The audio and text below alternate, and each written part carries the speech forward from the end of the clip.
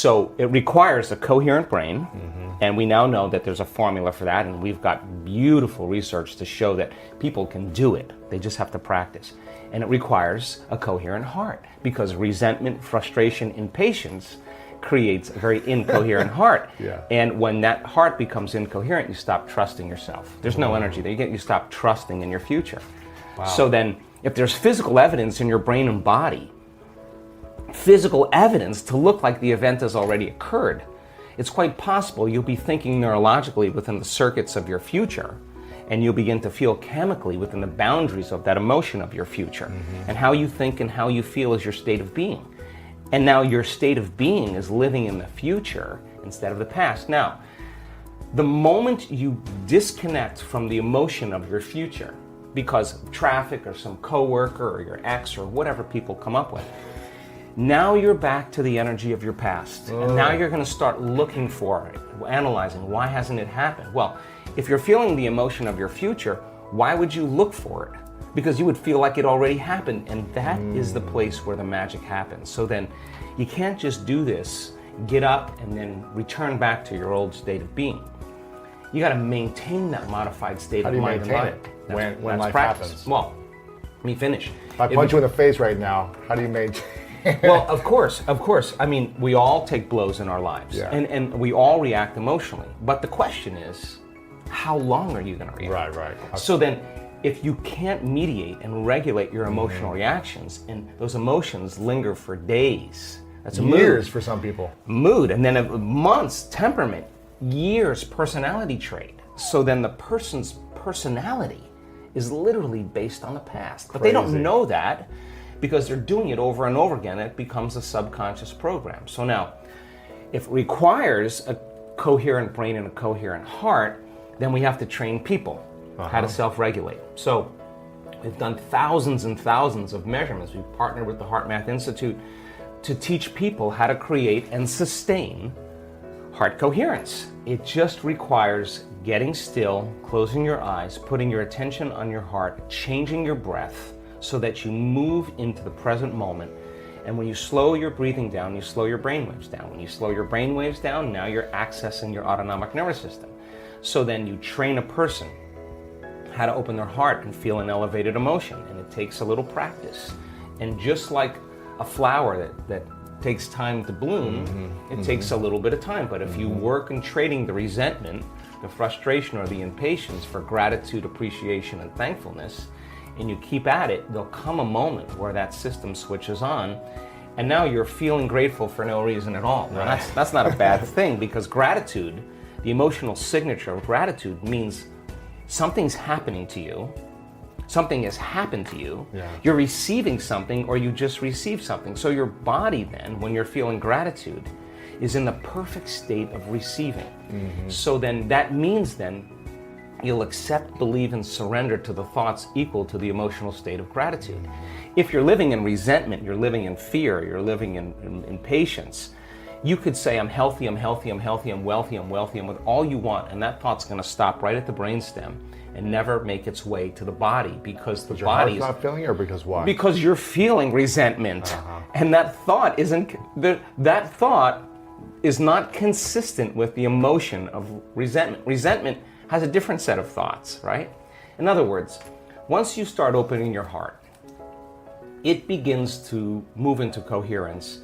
It begins to produce a measurable magnetic field up to 3 meters wide. Now that's frequency, that's energy.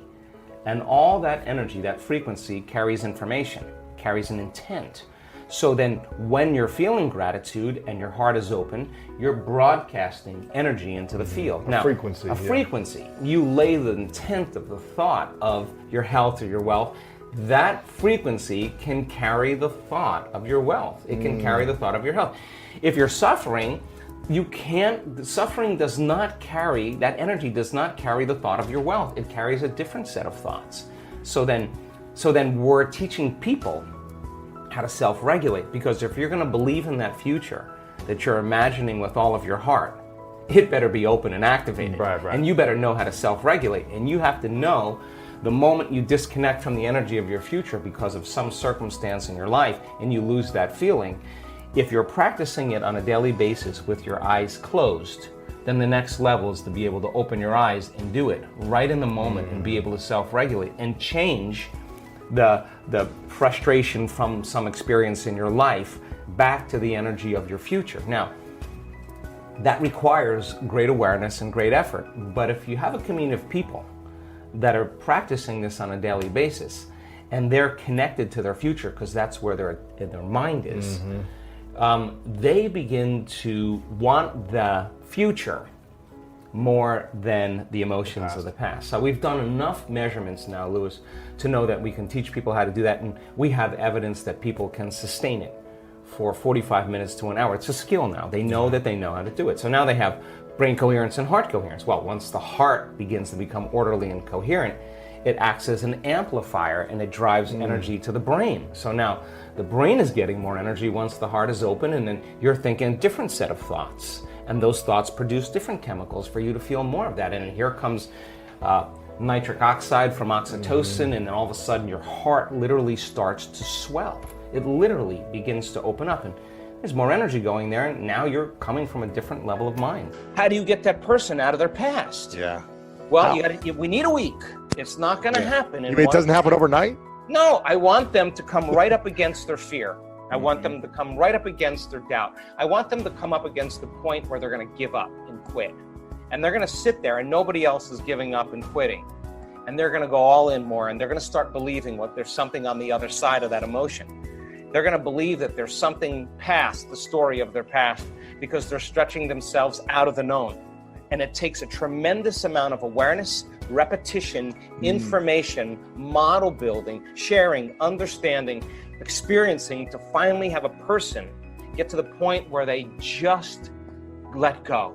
And when they do, the body's liberated from the past and there's a release of energy. And we now know that there's a formula to teach people how to do that. In fact, we're getting so good at it that the first 2 days, day and a half, sometimes 1 day in certain groups of a week-long event is about retiring that past, finishing it. You know, this is when the story ends. This is when they get over it. Now, the next 5 days, the person's ready to create a new future. And they're not going to have a problem teaching their body what it feels like to be in love with life, to feel like all their needs are met, that they're free. They are going to fall in love with it, and they are going to begin to signal new genes. They're going to begin to change the brain circuitry, the brain chemistry, their immune system, their gene expression, the telomeres. It's all going to happen. They're more of that future self, and they're headed to a future. Now, here's the deal, though. You got to be able to sustain that state when you return back to your life. That's the name of the game. You got to be able to, you got to bring the game into your life now, and no person, no circumstance, no condition in your life would cause you to feel the old way again. Because the moment you started feeling victimized, the moment you started feeling angry, you just returned to the old self.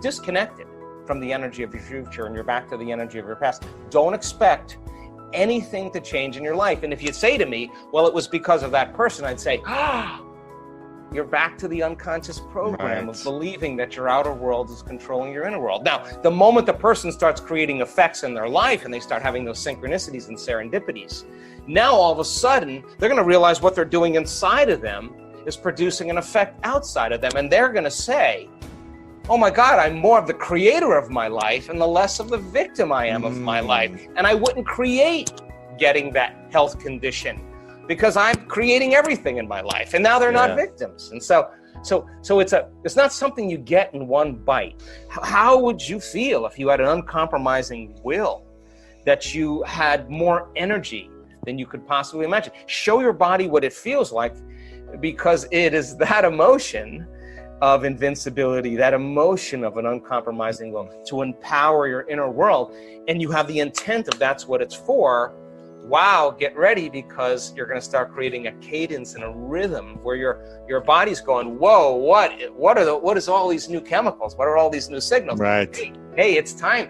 Hey, now all of a sudden receptor sites on the T cells go, wow, we got some new signals coming from the boss here. Let's open up all those T cell receptors. Let's go. In fact, we would love a little fight right now, because we got a lot of time on our hands and we got all our receptors turned on.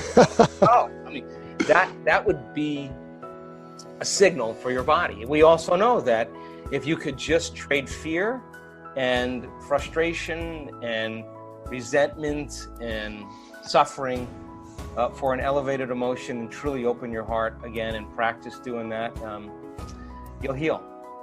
We are back with Complete the Quote challenge. Can you complete the quote and give us the right answer? All you need to do is to complete the quote or statement that we choose, and if you can do it first, you're the daily winner. Your job is to write the correct answer in the comments below the video, or your guess if you're not sure. In the previous video we were looking for 2 words of Dr. Joe Dispenza's quote. The quote goes like this: "The mere process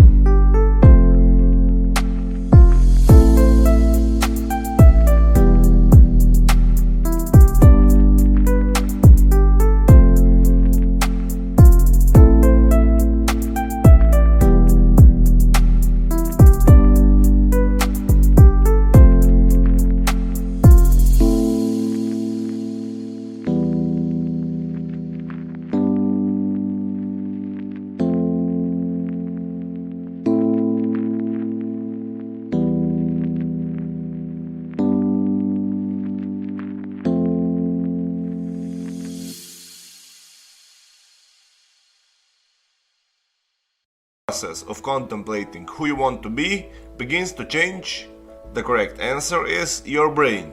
So, the mere process of contemplating who you want to be begins to change your brain. Congratulations to everyone with the correct answer. Today we are looking for two words and the quote belongs to Dr. Joe Dispenza also. The quote goes like this: when you change your energy, you change. Write your answers in the comments below the video. And if you like the video, give your thumbs up and share it with your friends. Be the first one and win this challenge. Do you like this way of ending the videos? Did you understand what Joe Dispenza said? Tell me everything in the comment section.